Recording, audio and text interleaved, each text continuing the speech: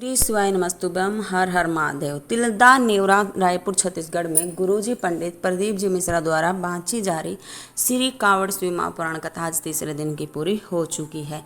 यह कथा 1 अगस्त से 7 अगस्त तक दोपहर 2 बजे से 5 बजे तक चलेगी, जिसे आप आस्था चैनल और यूट्यूब के माध्यम से भी श्रवण कर सकते हो। आज की कथा में गुरुजी ने बताया कि जो 4 अगस्त को हमें किस चीज़ का दान करने से जो हमारी समस्त जो समस्याएं हैं जीवन में कोई भी परेशानी चले वो समाप्त हो जाती हैं। और साथ में ही कल शुक्रवार के दिन हमें हमारे लोटे में मात्र एक चीज़ डालकर अगर हम शिव पर समर्पित करते हैं तो हमारे घर में लक्ष्मी की वृद्धि होती है। जो लक्ष्मी प्राप्ति के लिए, धन प्राप्ति के लिए उपाय की जानकारी भी हम आपको इस वीडियो के माध्यम से देने वाले हैं। यदि किसी भी कारण से आप आज की कथा नहीं सुन पाए तो संपूर्ण कथा का रस तत्व आपको एक छोटे से वीडियो से प्राप्त होने वाला है।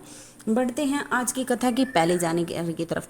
2 तरह के इंसान होते हैं। एक तो जो भगवान के भरोसे भगवान के ईश्वर के लिए सब कुछ छोड़ देते हैं, अपने घर परिवार को छोड़ करके संन्यास ले लेते हैं। और दूसरे जो सब कुछ भगवान पर ही छोड़ देते हैं, ईश्वर के भरोसे ही छोड़ देते हैं। लेकिन इन दोनों में श्रेष्ठ वही है जो भगवान पर या महादेव पर सब कुछ छोड़कर उसकी भक्ति में लग जाता है। तो उसे कथा की दूसरी जानकारी। घर परिवार को त्याग कर सन्यासी बनकर किसी नदी के तट पर भजन करना सरल है, लेकिन जो व्यक्ति परिवार में रहकर अपनी जिम्मेदारियों को निभाते हुए भगवत भजन करता है वही श्रेष्ठ है। कथा की तीसरी जानकारी। हम सुख के लिए मकान बदल लेते हैं, व्यापार बदल लेते हैं, दुकान कपड़े बदल लेते हैं, लेकिन फिर भी हमें सुख नहीं मिलता है। यदि हम भगवत भजन के लिए, शिव की भक्ति के लिए अपने मन को, दिल को बदल लेते हैं तो मेरा महादेव जिंदगी के सारे सुख प्रदान कर देता है। कथा की चौथी जानकारी। श्री शिवाय नमस्तुभ्यम मंत्र एक ऐसा मंत्र है, यदि हम इस मंत्र का जाप करने वाले किसी भगत का मात्र मुख का भी दर्शन कर लेते हैं तो हमें 1000 अश्वमेध यज्ञ का फल प्राप्त होता है। कथा की 5वीं जानकारी। पाप और पुण्य में बहुत अंतर होता है, क्योंकि जो पाप है वो अपने आप अनजाने में भी हो जाता है, लेकिन पुण्य हमें करना पड़ता है। कथा की 6ठी जानकारी। बेटी का जन्म है जो सौभाग्य से होता है। बेटी का जो किसी के घर में बेटे का जन्म भाग्य से होता है, लेकिन बेटी का जो जन्म है वो सौभाग्य से होता है। आप किसी भी वैज्ञानिक से, डॉक्टर से सलाह करके देखना कि बेटी का जन्म करने वाली माँ का, बेटे का जन्म देती है जो माँ, उसकी आयु की 5 साल उम्र घट जाती है, लेकिन जो माँ बेटे को जन्म देती है उसकी आयु 100 वर्ष बढ़ जाती है। यह कथा की 7वीं जानकारी। हमारी जिंदगी में सुख और दुख आना निश्चित है। जिस प्रकार एक नारी के मंगलसूत्र में भी एक काला मन का और फिर पीला मन का, यानी कि सोने का मन का होता है, वह हमें संदेश देता है कि काला मन का हमारे दुख का प्रतीक है और फिर पीला मन का हमारे सुख का प्रतीक है, कि जिंदगी में दुख भी आएंगे और सुख भी आएंगे।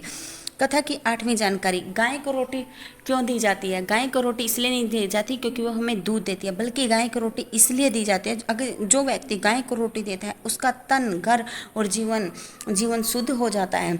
कथा की 9वीं जानकारी। 4 अगस्त को ऐसे कौन सी चीज़ दान करने से हमारी समस्त समस्याएं दूर हो सकती हैं? गुरुजी ने एक लिस्ट निकाली है, उसके अनुसार कल हम 4 अगस्त को कुमकुम का या फिर गुलाल का दान कर सकते हैं। यह आप किसी मंदिर में भी दे सकते हो, किसी भक्त को भी दे सकते हो, या किसी को भी दान कर सकते हो। इसको अगर आप 4 अगस्त को ही ये कुमकुम या गुलाल का दान करते हो तो आपके जीवन की समस्त परेशानियां वो दूर हो जाएंगी, क्योंकि अधिक मास में किया हुआ दान है वो महादान कहलाता है। कथा की 10वीं जानकारी।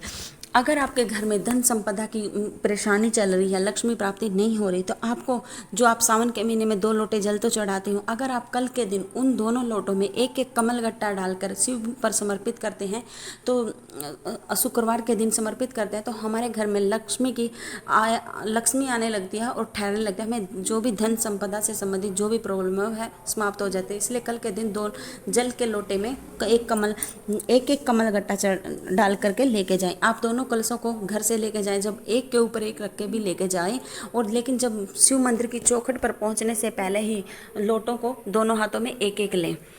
कथा की यह थी आज की कथा की संपूर्ण जानकारी। अगर जानकारी आपको जरा सी भी उपयोगी लगी है तो कमेंट बॉक्स में हर हर महादेव जरूर लिखना। श्री शिवाय नमस्तुभ्यम। हर हर महादेव।